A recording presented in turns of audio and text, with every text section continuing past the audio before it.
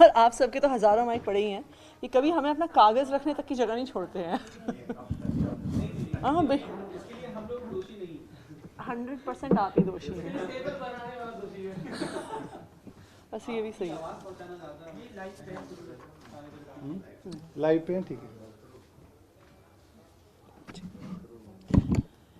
पिछले कुछ दिनों से कश्मीरी माइग्रेंट टीचर्स जो दिल्ली में आए हैं उन पर बहुत राजनीति चल रही है। उन पर राजनीति चल रही है कि भाजपा वाले कह रहे हैं और अपने फेक रिप्रेजेंटेटिव्स भी टीवी पर बिठा रहे हैं, क्लेम करते हुए कि वो कश्मीरी माइग्रेंट टीचर्स हैं, ये कहते हुए कि अरविंद केजरीवाल जी की सरकार ने कश्मीरी टीचर्स के लिए कुछ नहीं किया।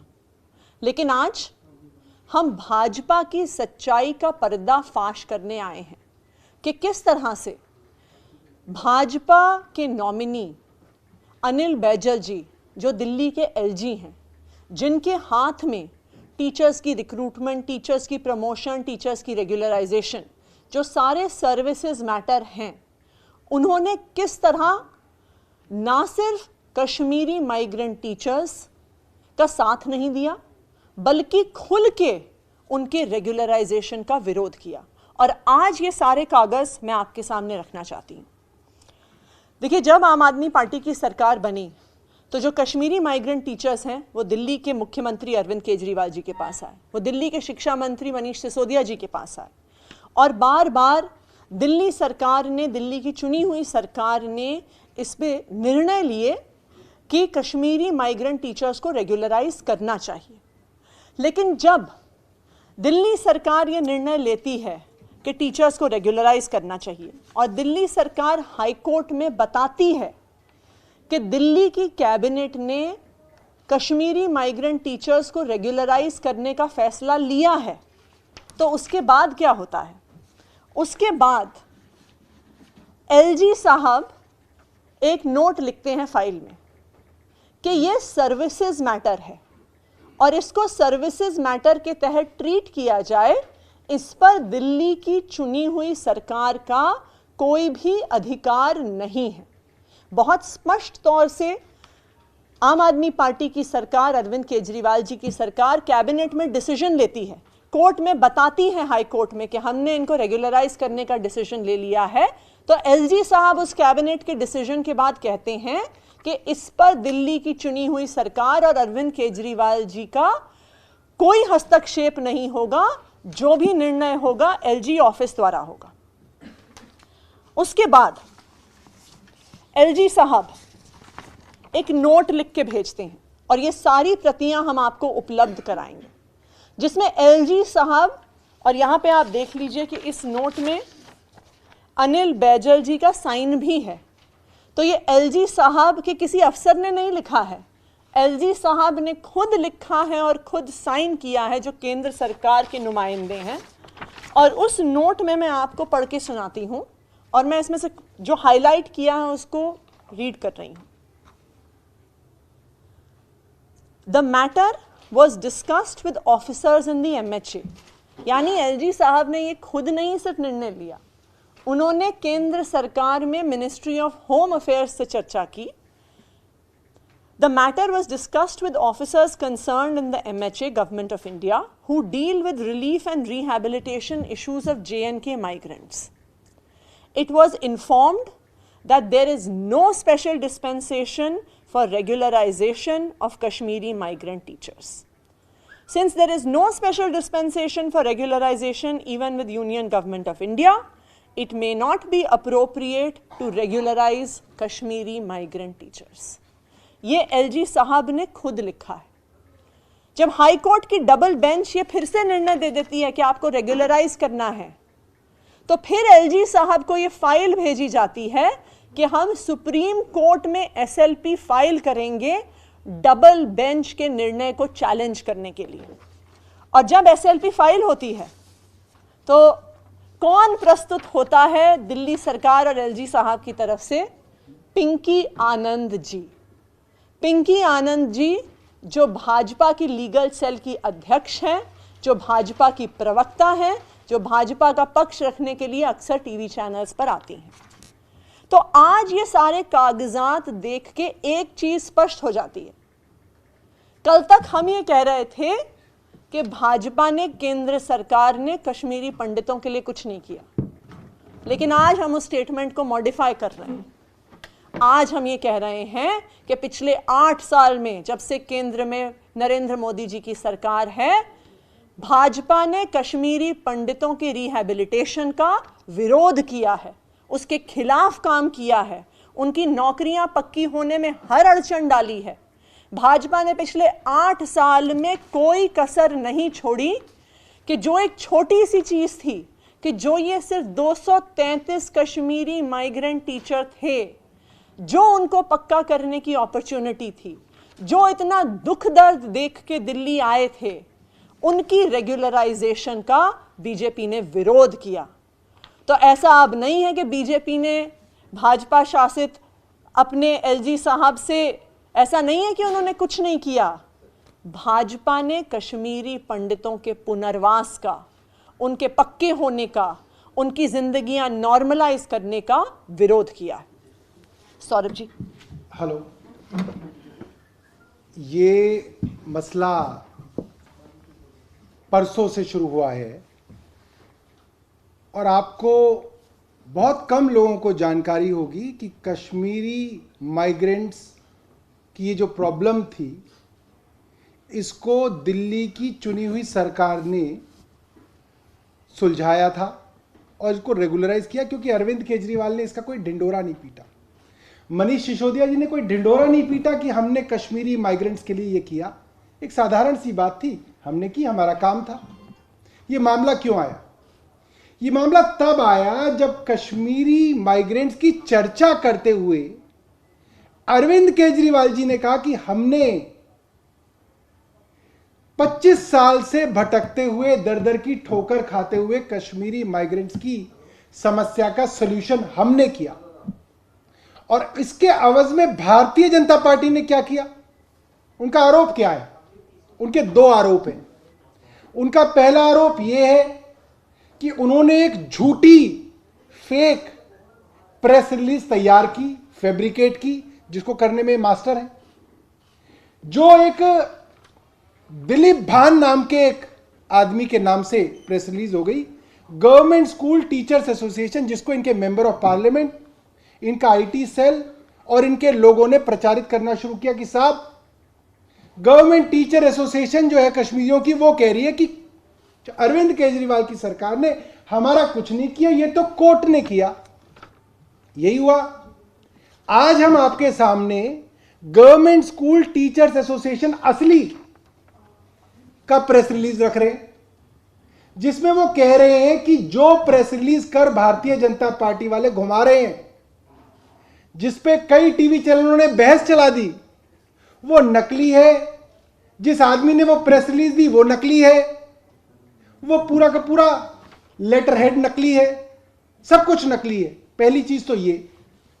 दूसरी चीज, भाजपा का दूसरा आरोप क्या है, जो इनके तेजस्वी सूर्या ने लिखा और कई लोगों ने इनके लिखा कि साहब उन्हें आसानी से नहीं मिली,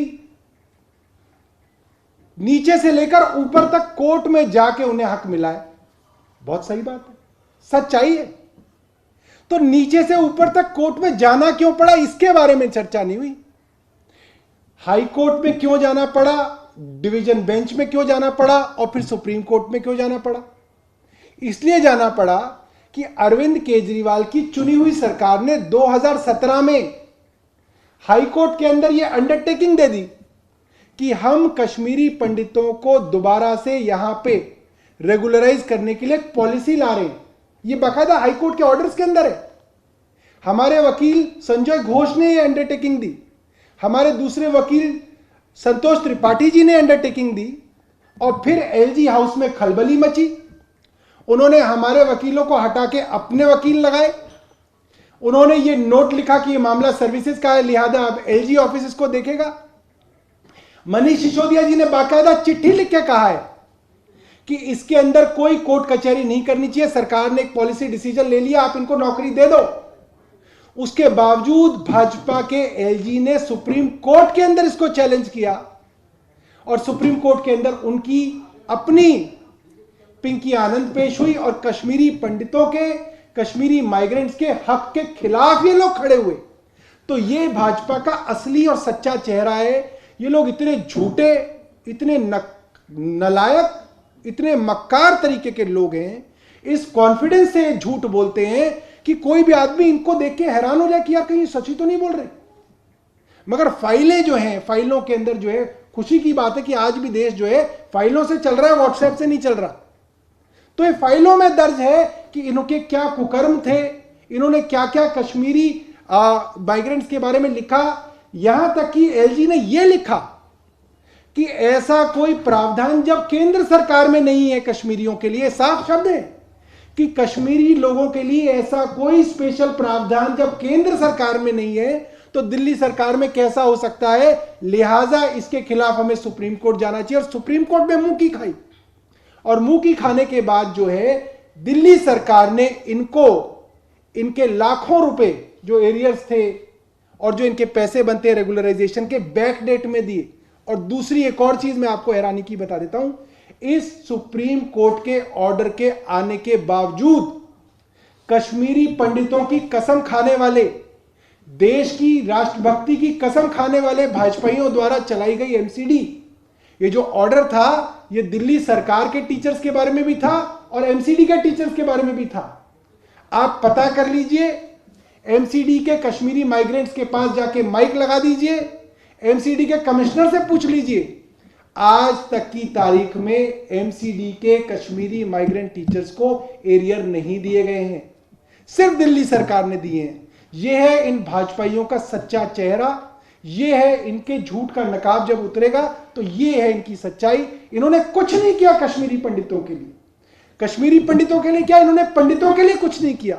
इन्होंने सिर्फ और सिर्फ उनके खिलाफ साजिशें की हैं, यूपी में उनके एनकाउंटर कराए हैं। जहां इनको पता चल जाता है कि ये ब्राह्मण है, उसके एनकाउंटर कराने के लिए पूरी की पूरी सरकार जो है उनके पीछे पड़ जाती है। ये इनका असली चेहरा है। बहुत बहुत धन्यवाद।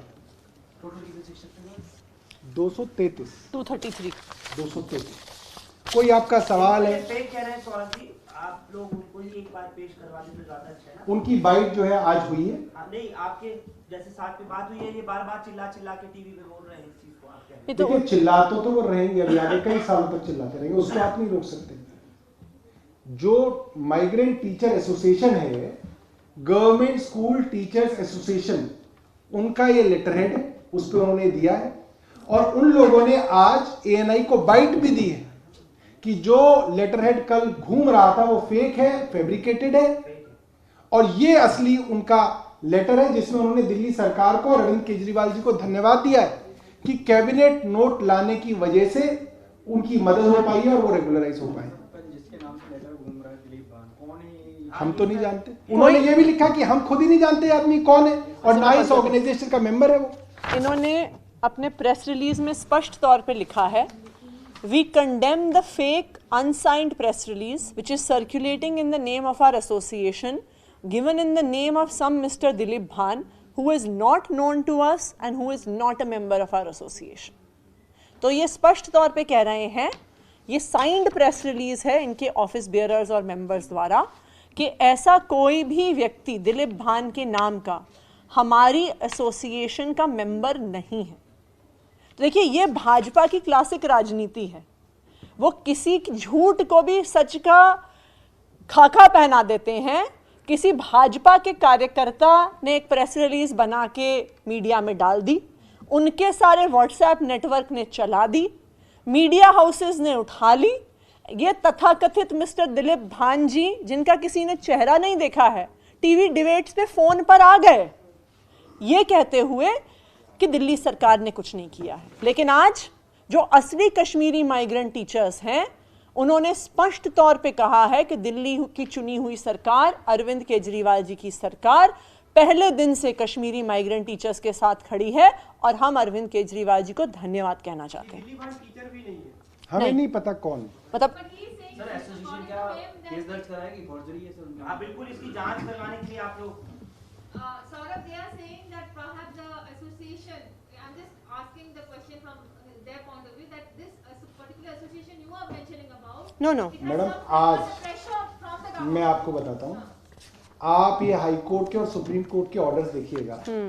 इसके अंदर इस एसोसिएशन को जो वकील साहब रिप्रेजेंट करते हैं वो एक बहुत सीनियर एडवोकेट हैं, डेजिग्नेटेड सीनियर हैं, एडवोकेट राकेश टिक्कू, और दिल्ली बार के चेयरमैन रहे।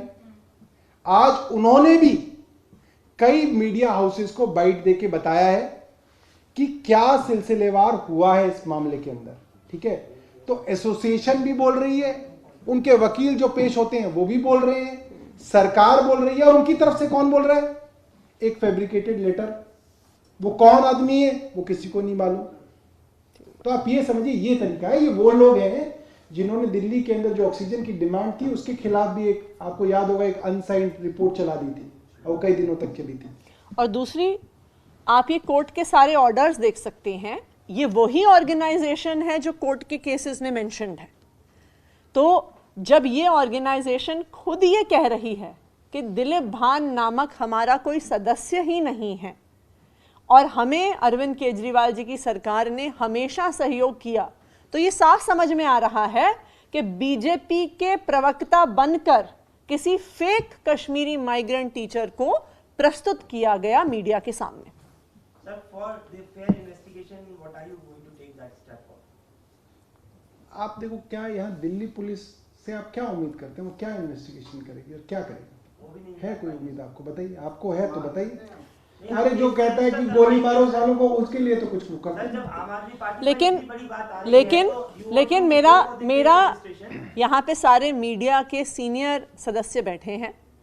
मेरा मीडिया चैनल से भी ये आग्रह है कि आपके चैनल्स ने ये जो चिट्ठी चलाई, तो हमने क्या इन्वेस्टिगेशन किया, हमने क्या एग्जामिनेशन किया कि ये कौन व्यक्ति हैं, ये ऑथराइज्ड व्यक्ति हैं कि नहीं हैं, ये मीडिया चैनल्स को भी सोचना चाहिए।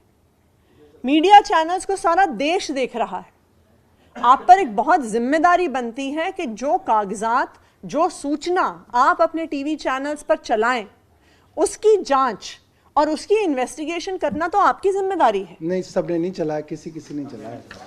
मतलब जिसने चलाया उसको पता है, जिन्होंने चलाया वो पता ही है। Thank you.